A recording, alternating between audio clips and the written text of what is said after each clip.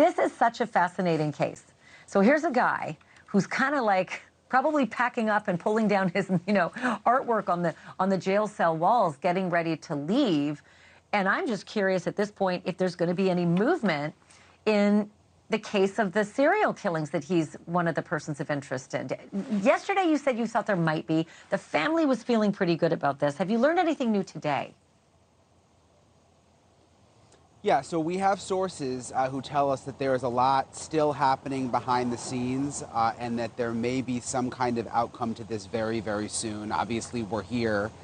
We're waiting, but the clock is ticking, which is what makes this case so unique and disturbing, too. I mean, the fact that he is going to get out of jail in less than a month now, and that he's a person of interest in these serial killings, and they are just brutal, awful killings. I met today with Kristen Smith's sister. She is one of the victims. We actually went to the cemetery where Kristen is buried. It's so sad what these families have gone through. They felt like the cases weren't investigated thoroughly in the beginning, and the police told them they didn't think it was a serial killer. Then that story changed. Now they're waiting for justice.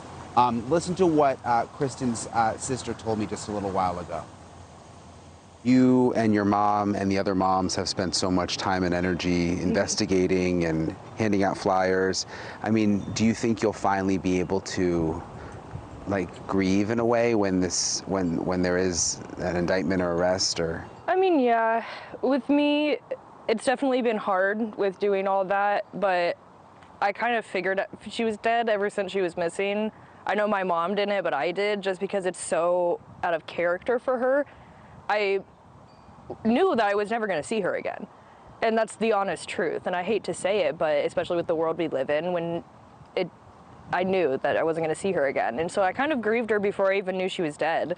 I really did. And so I've had a lot more time to come to terms with it than my mom has. And of course, I'm doing all this for Kristen, but I'm also doing it for my moms and for the other families.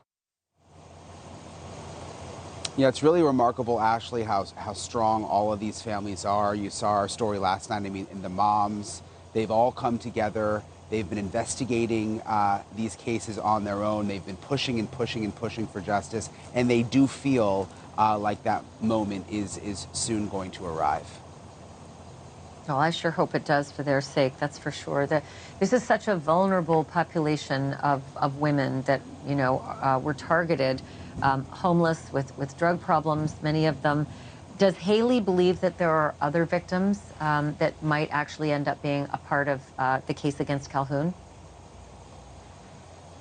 She does. And I'll tell you, Ashleigh, I mean, I hadn't been to Portland in several years. I'm not sure I've been to an American city where I've seen it quite this bad in terms of the homeless population, in terms of drug abuse that you just see out on the street. I mean, there are homeless people all over the place. There are these little tent compounds all over the place. It's just become part of the city here. It's very, very strange and very, very sad to see. And it's obvious that people who, had jobs and good lives fall into mix with all of that. And there are these overdose deaths that are questionable. I asked Kristen's sister about that. Do you think there are other women whose deaths may have been classified as overdoses, but it was actually murder? Yeah, 100%. There's so many people who die every day, and homicide is so overwhelmed, and even just missing persons and Portland PD, just everything.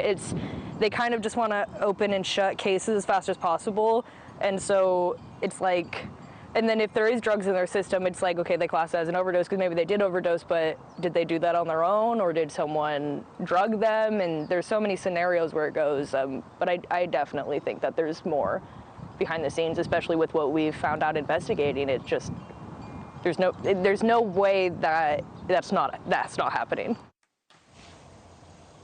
I think that's why, Ashleigh, everyone here is on pins and needles, because it's clear that there is this very, very active investigation happening behind the scenes. What police will come up with? Are they connecting these deaths together? Is there additional deaths that will be connected?